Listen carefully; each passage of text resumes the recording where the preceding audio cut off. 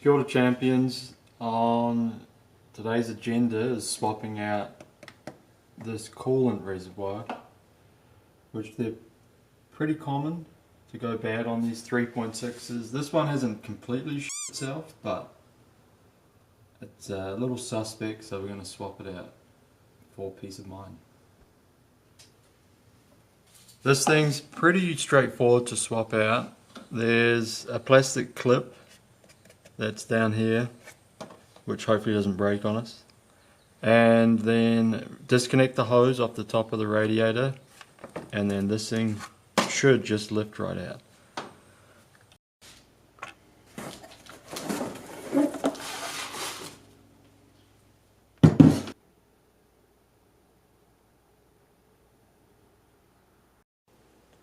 So for those of you that are interested, this is the part number and the part that we're using. This one we just got off Amazon. It was pretty cheap, like 30 bucks or something. So pretty cheap, peace of mind.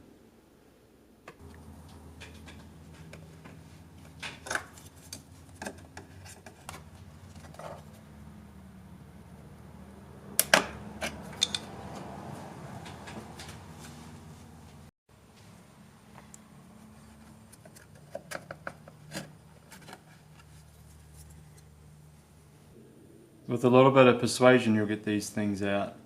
They are plastic, so be careful because they're pretty fragile.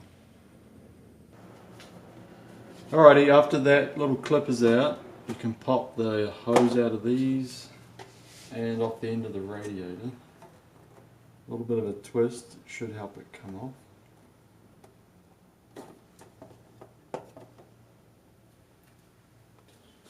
Now it should just pop straight out.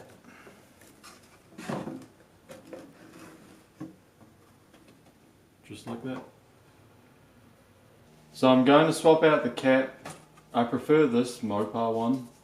It's got a little foam thing underneath there. Just feels better. And I'm going to replace the coolant that's in here just in case there's a bunch of crap and sediment, which there shouldn't be, in the bottom.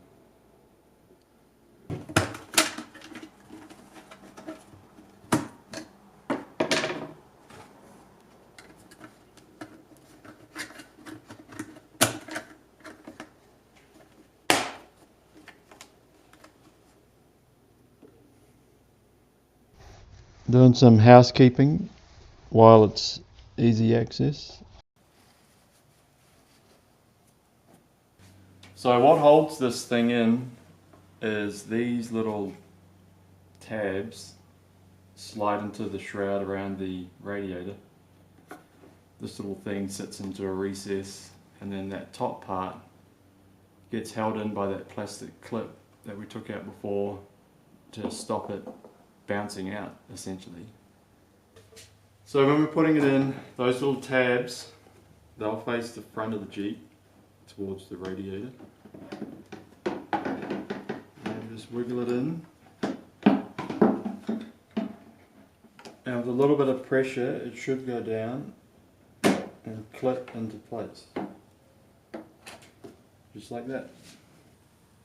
Right, now you'll feel it bottom out. So you shouldn't be able to push it down anymore, and the hole will line up for this little plastic clip, so you know it's in the right spot, and then we can just pop this back in.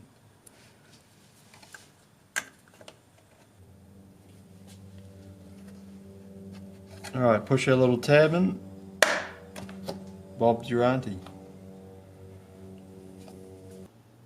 So there's quite a bit of slack, as you can see, on this, which is fine. So you can connect it up on this end. Make sure it's sitting all the way in, and then clip it on and put the slack down towards the reservoir.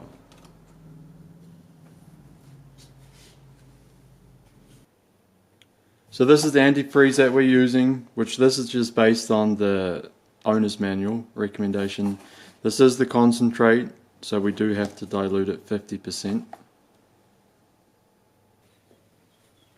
So here's something we prepared earlier. This has got a 50-50 mix of the antifreeze and distilled water. And I don't want to fill it up the whole way to the max line, because you want to run this thing and make sure that it's not too much. So I'll fill it up about halfway.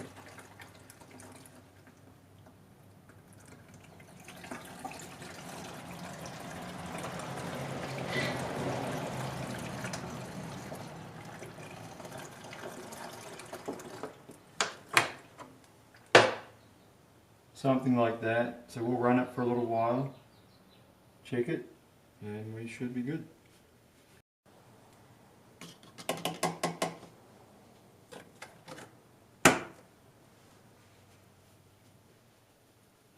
Righto, so that wraps up the swap, which is pretty straightforward, nothing crazy.